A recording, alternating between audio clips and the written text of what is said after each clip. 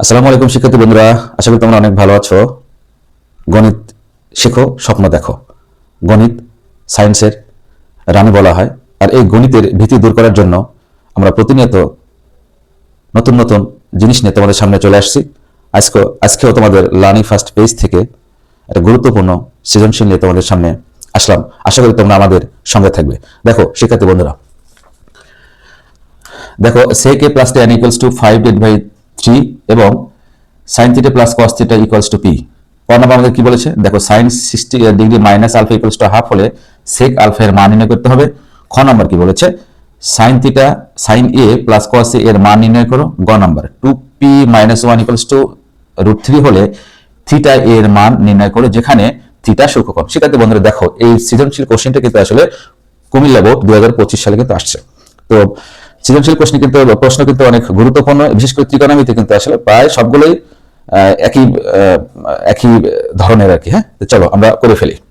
দেখো ক নাম্বারটা আমাদের কি বলেছে? দেখো দেয়া আছে sin 60 degree minus alpha equals to আমাদের হাফ, তাই তো শিক্ষার্থী বন্ধুরা? এখন খেয়াল করো, এখন দেখো আমাদের খুঁজতে হবে। দেখো এখানে theta, that means 60 degree minus alpha, আমাদের খুঁজে বের করতে হবে হাফটা আসলে সাইন কত ডিগ্রি, ভ্যালুটা আমাদের হাফ, তাই তো? তাহলে দেখো তোমরা কিন্তু জানো যে সাইন 30 ডিগ্রির ভ্যালু কিন্তু আসলে আমাদের হাফ।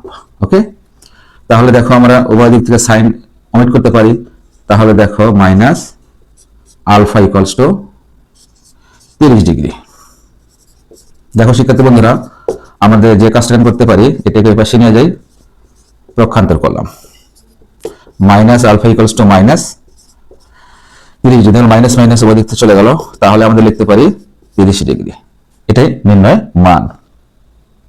তাহলে আলফা হলো। এখন দেখো আমাদের যে কোশ্চেনটা চেয়েছে যে সেক আলফা এর মান নির্ণয় করতে হবে, তাই তো কথা? এখন দেখো অতএব সেক আলফা ইকুয়ালস টু দেখো সেক 30 ডিগ্রি মান, তাই তো শিক্ষার্থী বন্ধুরা? তোমরা কিন্তু জানো যে সেকের বিপরীত কিন্তু cos, তাহলে cos যদি 30 ডিগ্রি ভ্যালু যদি 2 হয় তাহলে উল্টে যাবে, তাহলে হবে দেখো 2 ডিভাইডেড বাই √3। এটাই কিন্তু আমাদের আনসার, 2 ডিভাইডেড বাই √3। আশা করি তোমরা বুঝতে পারছো।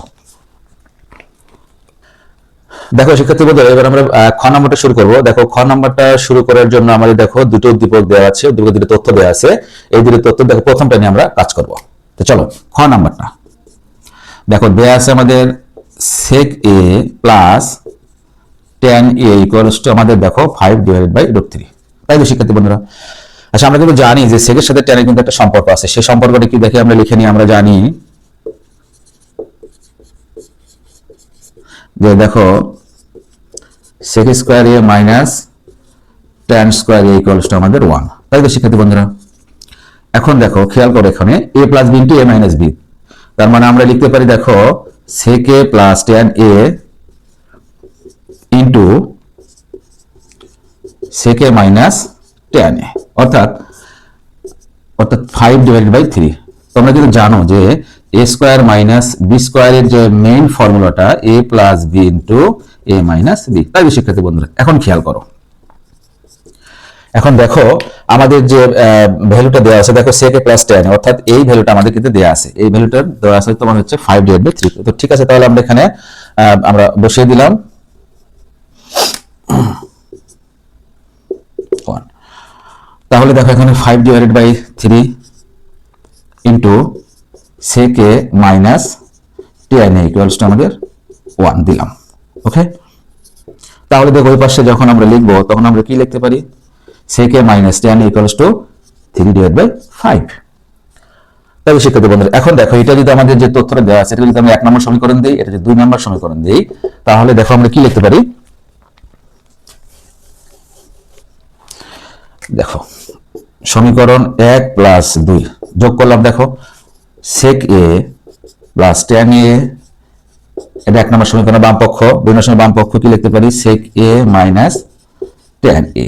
ওকে, ইকুয়ালস টু দেখো আমাদের লিখতে পারি 5 divided by 3 plus 3 divided by 5।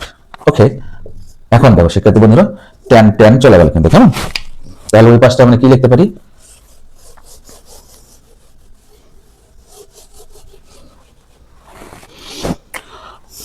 বা দেখো 2 sec a ইকুয়ালস টু এই পাশে যদি আমরা লসাগুলো করে ফেলি দেখো 15 লসাগু হয়, তাহলে আমাদের হলো 525 প্লাস 3 9, তাহলে 2 sec a ইকুয়ালস টু আমরা লিখতে পারি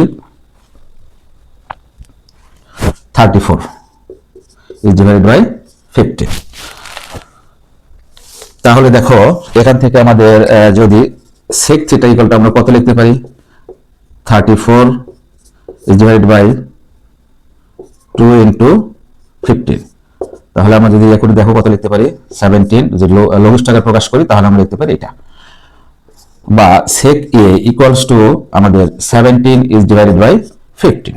ওকে, আমরা কিন্তু জানি sec equal to লিখতে পারি 1 divided by cos a equals to 7 divided by 15, অর্থাৎ আমরা যদি এটা বিপরীতকরণ করি তাহলে কি লিখতে পারি দেখো cos a equals to 15 divided by 17।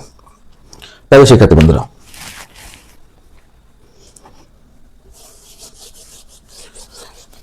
তাহলে আমরা এখান থেকে কি পেলাম cos এর মান পেলাম, তাই তো, অতএব cos a equals to আমরা পেলাম 15 divided by 17, এটা এক নম্বর সমীকরণ দিয়ে রাখলাম। দেখো শিক্ষার্থী বন্ধু আমাদের প্রশ্ন কিন্তু বলা আছে যে sin a plus cos, আমরা দেখো cos এর মান কিন্তু অলরেডি পেয়ে গেছি, এখন আমাদের টার্গেট হলো sin a এর মান বের করা, কেমন। তাহলে দেখো আমরা কিন্তু জানি যে sin square theta plus cos square theta equals two কিন্তু 1, তাহলে দেখো sin স্কয়ার a আমরা কি লিখতে পারি 1 মাইনাস cos স্কয়ার a, তাই তো শিক্ষার্থী বন্ধুরা। এখন দেখো 1 মাইনাস cos এর ভ্যালুটা কত আছে আমাদের 15 is divided by 17। ওকে, এখানে আমরা লিখে দিলাম সমীকরণ 1 নাম্বার ব্যবহার করে।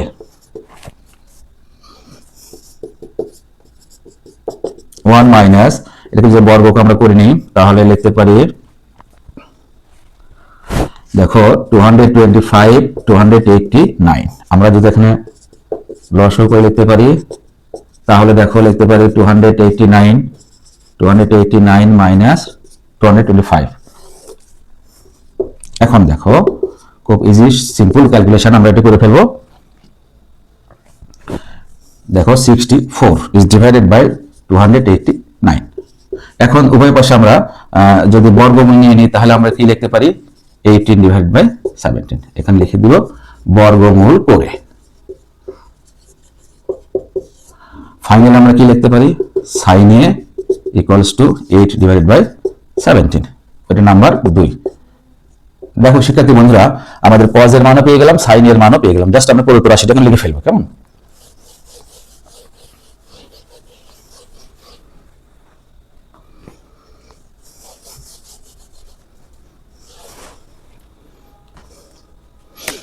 দেখো অতএব প্রদত্ত যে রাশিটা আমাদের বলেছে সেটা লিখে নিই, প্রদত্ত রাশি equals to sin a plus cos a।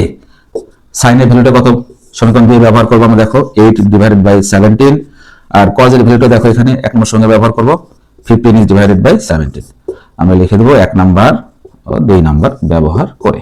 ওকে, এখন দেখো আমরা যদি লসাগু করি তাহলে 23 ডিভাইডেড বাই 17, অতএব নির্ণয়ের মান আমরা ফাইনালি যেটা পেলাম 23 is divided by 17।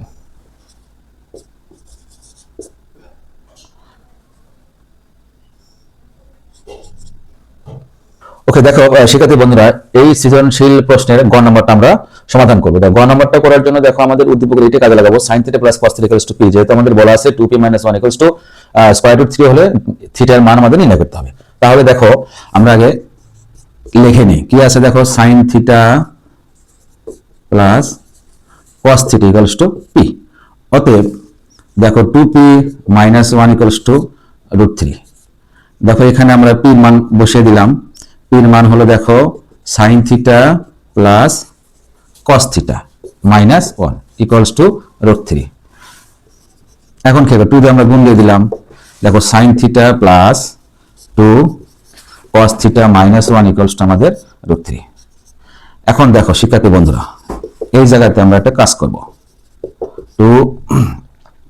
2 cos theta দেখো এইখানে আমরা মাইনাসটা নিলাম, দেখো প্লাসে মাইনাসে মাইনাস। আচ্ছা, এখন দেখো এইটার জন্য আমাদের তোমরা কিন্তু একটা সূত্র জেনে আসছো, অর্থাৎ তিনটা রাশির বর্গ নির্ণয় করার জন্য, অর্থাৎ a plus B plus whole square equals to লিখতে পারি আমরা a square plus B square plus C square plus 2ab plus 2bc plus 2ca।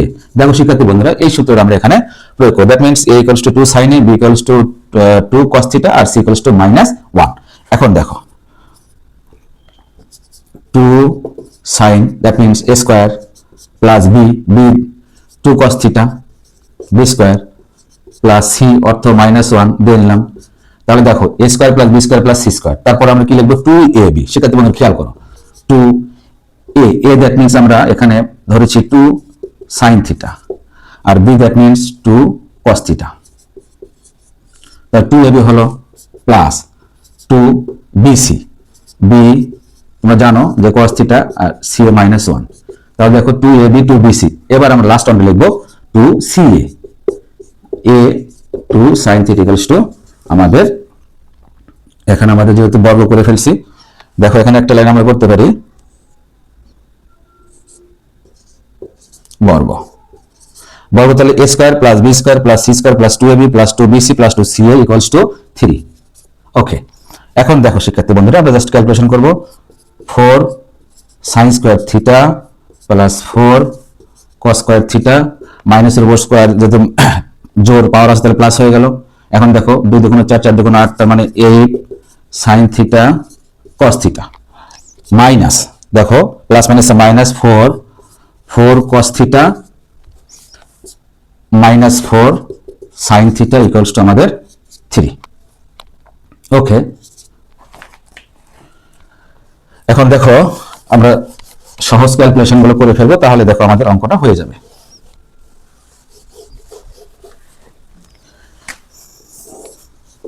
এখন দেখো এই দূরের থেকে আমরা যে 4 কমন নেই, 4 কমন নেওয়ার ফলে আমরা কি লিখতে পারি sin square theta plus cos square theta লিখলাম।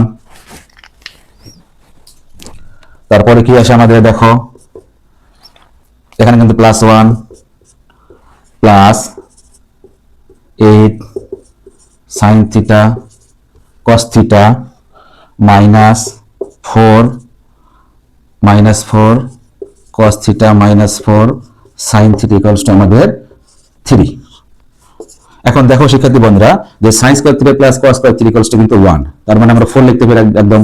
4 + 1 8 sin theta cos theta -4 cos theta -4 sin theta equals to আমাদের 3। এখন দেখো 4 + 1 5, তাহলে 5 + 8 sin theta cos theta -4 cos theta -4 sin theta equals to আমাদের 3। এখন দেখো শিক্ষার্থী বন্ধুরা, আমাদের এখানে থিটা যে পাশে নিয়ে এসে, তাহলে আমাদের ক্যালকুলেশন দ্বারা দেখো 8 sin theta cos theta -4 cos theta -4 sin theta, দেখো 5 - 3 ইকুয়ালস টু আমাদের 2 0। তাহলে এখন আমরা দেখো 4টা যদি কমন নেই, তাহলে আমরা কি লিখতে পারি, তো 2 যদি আমরা কমন নেই, ফাইনালি কি লিখতে পারি 4 sin theta cos theta -2 cos theta 2 sin theta -1। ওকে, এখন দেখো শিক্ষার্থী বন্ধুরা, উভয় পাশ থেকে যদি -2 দ্বারা আমরা ভাগ করি, তাহলে লিখতে পারি আমরা 4 sin theta cos theta -2 cos theta -2 sin theta -1 equals two 0। এখন দেখো আমাদের কমন নেওয়ার সুবিধার জন্য আমরা যেটা করব, দেখো 4 sin থিটা cos থিটা আমাদের আছে, জাস্ট এই দেখো 2 sin থিটাটা আমরা একটু সেকেন্ড টার্ম হিসেবে লিখলাম। তারপরে দেখো 2 cos থিটা -1 ইকুয়ালস টু 0। তারপরে দেখো আমরা দেখো রাশি কিন্তু 4টে আছে, কেমন, তাহলে 4টে থেকে আমরা প্রথম দুটি থেকে কমন নেব, দ্বিতীয় দুটি থেকে আমরা কমন নেব আর কি, তাহলে অঙ্কটা হয়ে যাবে। দেখো দেখো কি কমন যায়, 2 sin থিটা কমন নিলাম, তাহলে কি থাকলো 2 cos থিটা -1, এই পাশটায় থাকে দেখো কোনো কিছু নেই, কিন্তু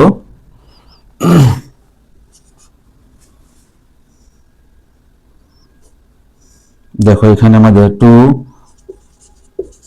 -1 যদি কমন নেই cos plus minus minus equals to আমাদের 0। এখন খেয়াল কর কমন টার্ম আসলে আমাদের 2 cos θ -1 আর আনকমন আমাদের আসলো 2 sin θ -1। দেখো এখন দুইটা উৎপাদকের গুণফল যদি শূন্য হয় তাহলে আলাদা আলাদাভাবে সেগুলো রাশির মান শূন্য হবে। তাহলে এখন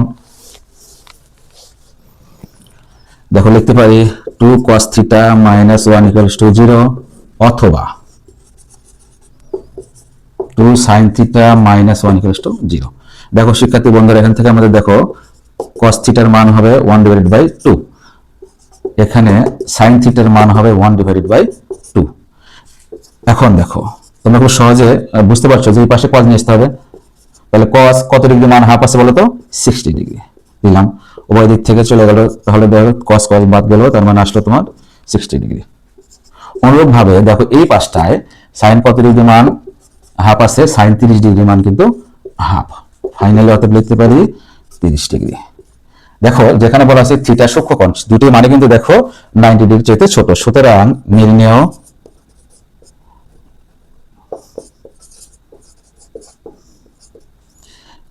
মান theta equals to 30 degree, 60 degree. আশা করি তোমরা বুঝতে পারছো। ধন্যবাদ।